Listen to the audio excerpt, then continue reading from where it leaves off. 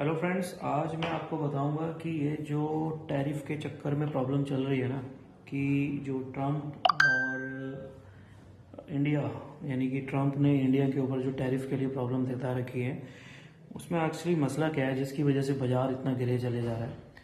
तो मैं आपको बताऊं कि मेजॉरिटी ऑफ द एक्सपोर्टेड, जो हम लोग एक्सपोर्ट करते हैं, इंडिया वाले जो एक्सपोर्ट करते हैं, उसमें कुछ ऐसे गुड्स हैं जो कि हम लोग एक्सपोर्ट कर रहे हैं और ट्रम्प ने साफ साफ अपने शब्दों में कहा है कि भाई आप जिस तरीके का टैक्स हमारे ऊपर लगाते हो उस तरीके का रिप्लिका टैक्स हम आपके ऊपर लगा देंगे। तो मोटा मोटा बात समझ में आती है कि वो लोग जैसे को तैसा देना चाहते हैं। ऐसे में हम लोग एक्सपोर्ट क्या करते हैं, कौन सी सेक्टर है, कौन सी इंडस्ट्रियां हैं, कौन सी कंपनियां हैं जो डायरेक्टली इम्पैक्ट करेंगी, जिनकी वजह से ये मार्केट गिरता चले जा रहा है।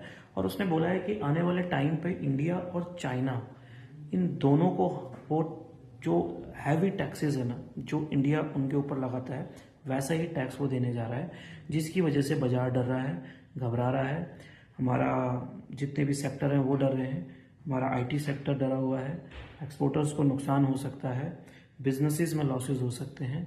ये सब चीज़ क्या है, इसके लिए आइए विस्तार पूर्वक जान लेते हैं। तो सबसे पहले मैं आपको बता दूं, मेजर एक्सपोर्ट्स जो हैं वो हैं आपके इंजीनियरिंग गुड्स और electronic goods, drugs and pharmaceuticals, James और ज्वेलरी और कॉटन इंडस्ट्री। यानी कि इंजीनियरिंग गुड्स में सबसे ज़्यादा एक्सपोर्ट करते हैं हम लोग, जिसमें कौन सी कंपनी आती है, एलटी आती है, टाटा पावर आती है, रिलायंस आती है।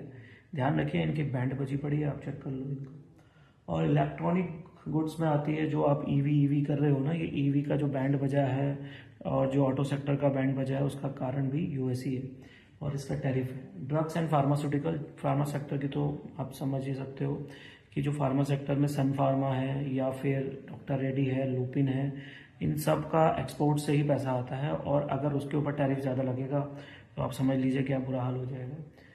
ज्वेलरीज के ऊपर भी बड़ा गौर किया था, जो बहुत सारे जेम्स और ज्वेलरीज हैं जो हमारे यहाँ से एक्सपोर्ट होते हैं, उनके ऊपर भी टैक्सेस बढ़ाने की उम्मीद जताई जा रही है, जिसके डर की वजह से, जिसके वजह से ये देखा जा रहा है कि ट्रम्प अगर ऐसा कुछ करेगा तो उसका इफेक्ट हमारी मार्केट में डायरेक्टली पड़ेगा।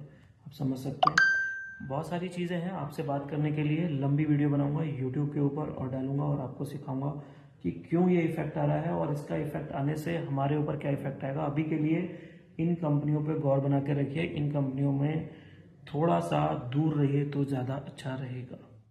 You've repeatedly called India a big abuser of trade and said it is really difficult to do business in India because of tariffs. You announced reciprocal tariffs today. I am hoping you can speak about what kind of reciprocal tariffs India can expect.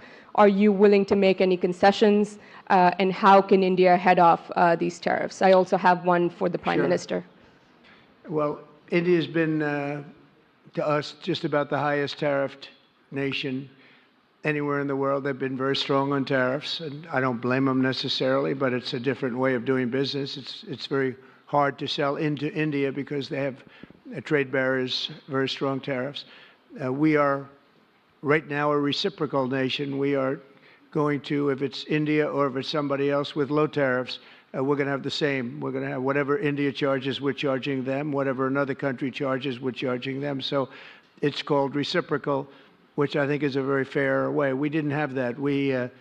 I was going to do that in my other term, and we had the greatest economy ever in the world. There's never been an economy like we had, and then we got hit with COVID. We had to focus on that, and I wasn't really in the mood to be putting it on Italy and Spain and France and India, frankly, and a lot of other countries, because the world was very troubled until we got rid of that nightmare. But we had the strongest economy anywhere in the world during that fairly long period of time during my first term, as you know, and we didn't do the tariffs. We would have done the reciprocal tariffs, but we decided, and I decided, I think, on a human basis, on a humane basis, not to do them because of the fact that there was such suffering all over the world. The last thing we needed to talk about is trade problems.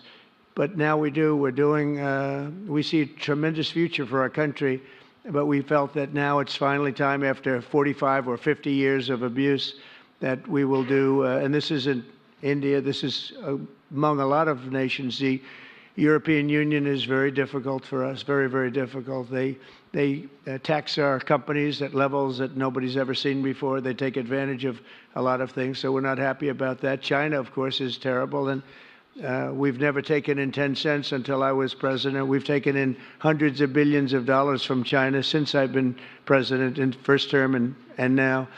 And we have to do that just as a mechanism of fairness. And that's what I've done. And so we are being reciprocal with India. Whatever India charges, we charge them. So frankly, it no longer matters to us that much what they charge, because whatever they charge, I had discussions with India in the first term about the fact that their tariffs were very high, and I was unable to get a concession. So we're just going to do it the easy way, and we're just going to say whatever you charge, we charge. And I think that's fair for the people of the United States, and I think it's actually fair for India.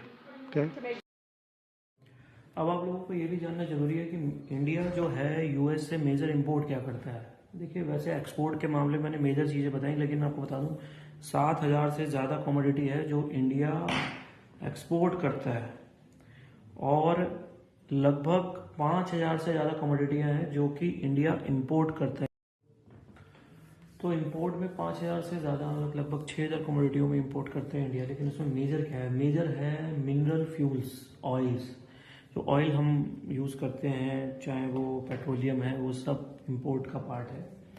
इसके अलावा pearls, precious metals, stones, ये भी हम वहाँ से import करते हैं। Nuclear reactor का बॉयलर्स होते हैं, वो हम इंपोर्ट करते हैं, मेजर चीज़ है। मशीनरी न्यूक्लियर रिएक्टर्स की वो हम इंपोर्ट करते हैं। इलेक्ट्रिकल मशीनरी वो भी हम इंपोर्ट करते हैं।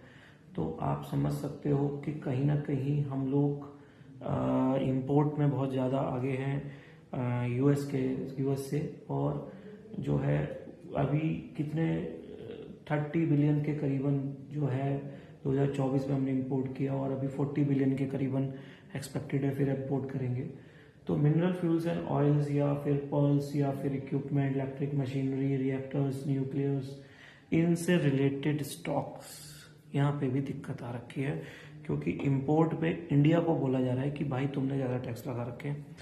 तो अब अगर आप कोई चीज़ इंपोर्ट कर रहे हो या फिर आप कोई चीज़ एक्सपोर्ट कर रहे हो, दोनों के टैरिफ में कहीं ना कहीं बायलैटरल को हटा दिया गया है, और जैसे को तैसा टैक्स लगाने के लिए ट्रम्प बोल रहे हैं, जिसकी वजह से स्टॉक मार्केट में प्रॉब्लम आ रखा है। वन ऑफ द फैक्टर है। तो हम देखते हैं कौन कौन सी कंपनियां हैं वो बहुत ज़्यादा इफेक्टेड हो रही हैं। देखिए, मेजर कंपनी में आती है रिलायंस, टाटा पावर, और रिलायंस का तो भैया समझ ही सकते हो आप लोग। इसके अलावा ऑटोमोटिव में आती है Bharat Forge, Motherson Sumi, Bosch India. Chemical sector में भी 3-4 कंपनियां हैं, और इसके अलावा आईटी सेक्टर विप्रो हो ही गया। फार्मा सेक्टर में सन फार्मा, लुपिन, और मैंने आपको बताई दी है मोस्टली कंपनियां ये अफेक्टेड हैं, और इनकी वजह से इनका इफेक्ट होना भी लाजमी है। और आप समझ सकते हो कि ट्रम्प की ये पॉलिसी कि भाई आप लोग टैक्स लगाओगे और हम ना लगाएं, ऐसा नहीं हो सकता। तो जैसे को तैसा टैक्स लगने वाला है, और उसका इफेक्ट इंडिया पे आएगा ही आएगा। तो टेंशन मत लीजिए, ये मसला बहुत जल्दी क्लियर होगा, और ट्रम्प जैसे ही इन चीज़ों को ऑर्गेनाइज करेगा, ये पहले से एफआई जानते हैं ये सारी चीज़ें, जिसकी वजह से वो लोग माल बेच रहे हैं। उन्हें पता है कि एक बॉटम लगेगा, और बॉटम लगने के बाद नई शुरुआत होगी, नई तरीके से भारत के अंदर फिर से इन्वेस्टमेंट आएगा। समझ सकते हैं, जुड़े रहिए हमारे साथ।